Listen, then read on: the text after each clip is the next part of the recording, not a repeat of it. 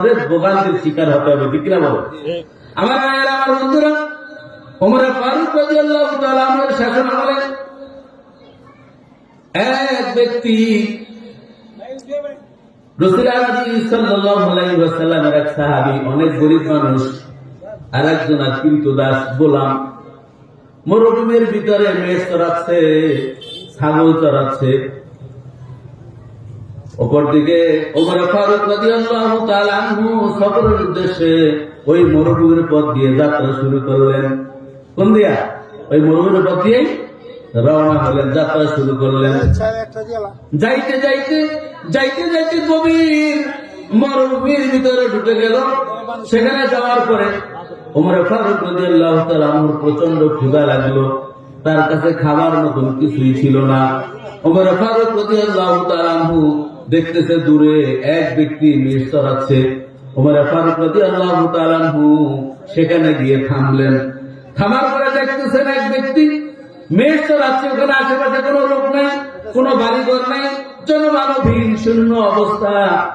আবু বকর ওমর ফারুক রাদিয়াল্লাহু তাআলা আনহু বলছেন, ভাই আমার তো প্রচন্ড ক্ষুধা লেগেছে, আমাকে কিছু খাবার দাও। লোকটি বলে, ভাই আমি তো এক ব্যক্তির চাকরি করি, আমি এক ব্যক্তির কি গোলাম, ওই ব্যক্তির মেষ চড়াই, এই অনুপাতে তুমি আমাকে বেতন দেন, আমাকে খাওয়ান। এখানে একটা মেষ রয়েছে, যে মেষটা দুধ দেয়, আমি ওখান থেকে দুধ দহন করি এবং খাই। আপনাকে দেওয়ার মতন কোন ব্যবস্থা আমার কাছে নাই। ওই ব্যক্তি আমাকে রাখছেন কি তার কর্মচারী, আমাকে খাওয়ানো, আমাকে বেতন দেওয়া তার দায়িত্ব, কিন্তু আমি আপনাকে যে দিব সেই অজুহাত এবং সেই ক্যাপাসিটি তিনি আমাকে দেন নাই, সেই অনুমতি তিনি আমাকে দেন নাই, আপনাকে দিতে পারবো। ওমর ফারুক রাদিয়াল্লাহু তাআলা আনহুর প্রচন্ড ক্ষুধা, তারপরও ভিতরে একটু ভালো লাগলো, আরে আমার রাজ্যে এত সুন্দর মানুষ, এত ভালো মানুষ, এত আমানতদার লোক আছে, এই বিবেশে আনন্দিত, পেটে ক্ষুধা, কিন্তু কি মনে কোনো শান্তি, হারে আমার রাজ্যে রাখাল, সে কত সৎ লোক। ওমর ফারুক রাদিয়াল্লাহু তাআলা আনহু চিন্তা করলেন, আসলে এই লোকটাকে আমাকে ধোঁকা দেওয়ার জন্য সৎ সাজছে না, আসলে সৎ, একটু পরীক্ষা করা দরকার। মুখে মুখে সৎ সাজে, এরকম অনেক লোক আছেন আমাদের সমাজে, মুখে মুখে সৎ কিন্তু বাস্তবে নাই। আমার নেতার চরিত্র ফুলের মতো পবিত্র, নামাজ নাই এক। যে ব্যক্তি আল্লাহর হক আদায় করে না, সেই মানুষের হক আদায় করবে করবে না। এখন এরকম ভালো লোক অনেক আছে, মুখে বলা কিন্তু বাস্তবে পাওয়া যায় না। এইবার ওমর ফারুক রাদিয়াল্লাহু তাআলা আনহু চিন্তা করলেন, রাখালকে আমাকে ঠকানোর জন্য সৎ সাজছে না, আসলে সৎ, একটু পরীক্ষা করা দরকার। এইবার ওমর ফারুক রাদিয়াল্লাহু তাআলা আনহু বলেন, ভাই রাখাল, তুমি একটা কাজ করো, তোমার যে বকরিগুলি রয়েছে, এই বকরি থেকে তুমি একটি বকরি আমাকে বিক্রি করো আমার কাছে। আমার কাছে তুমি বিক্রি করো, তাহলে তুমি বেতন তো ঠিকই পাইবা, এই টাকাটা তুমি অতিরিক্ত পাইবা, এই টাকাটা তুমি খাওয়া পয়সা অতিরিক্ত পাইবা, একটা বকরি আমার কাছে বিক্রি করে দাও। ওই ব্যক্তি চিন্তা করে, রাখাল চিন্তা করে, লোকটাকে একটু আমিও পরীক্ষা করি, লোকটা কিরকম। এদিকে কি ওমর ফারুক রাদিয়াল্লাহু তাআলা পরীক্ষা করতেছে রাখালকে, রাখালও চিন্তা করে, আমি কি লোকটা সৎ না অসৎ, আমি একটু পরীক্ষা করি। লোকটা তো চিনে, রাখা তো চিনে না, সে কি আমিরুল মুমিনিন, সে চিনে না, সে পথিক, তাহলে আমি একটু তার পরীক্ষা করি।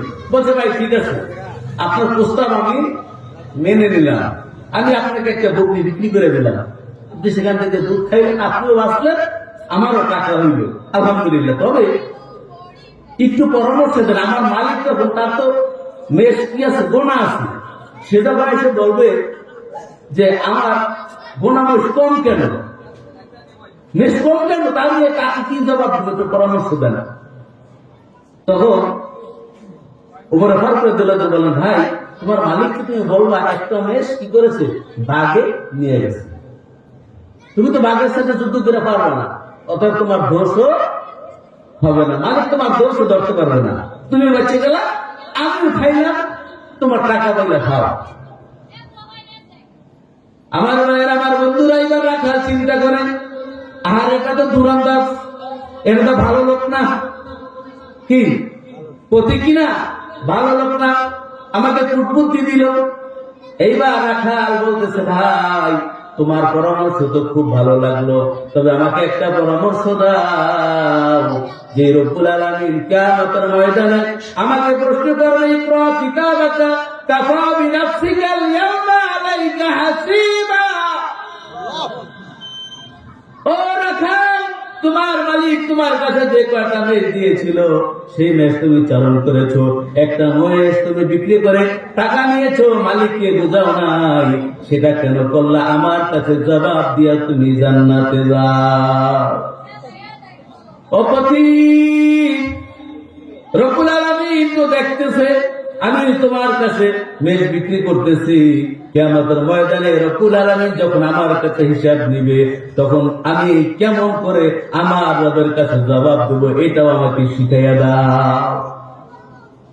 দুনিয়ার মালিকের কাছ থেকে বাঁচার রাস্তা আমাকে শিখাই দিয়েছো, আখিরাতের মালিকের কাছ থেকে কেমনে বাঁচবো সেই পদ্ধতি আমাকে শিখাইয়া দাও। বাইরে আমার বন্ধুরা, আমার আমিরুল মুমিনিনকে ডাক দিয়া বলে, ভাই পথিক, এই জবাব তুমি আমাকে যদি না দাও, আমি তোমার নামে মামলা করব আমিরুল মুমিনিন ওমরের দরবারে। কার দরবারে? ওমরের দরবারে। তিনি তোমার বিচার করবে। তুমি তো হটকারী লোক, ঠকবাজ লোক, তোমার বিচার করবে আমিরুল মুমিনিন। এবার আমিরুল মুমিনিন তাকে ওই পথিককে রাখালকে জড়িয়ে ধরলেন, রাখালকে বুকের সাথে জড়িয়ে ধরে বললেন, ভাই তোমার আমিরুল মুমিনের কাছে বিচার দিতে হবে, স্বয়ং আমিরুল মুমিনিন তোমার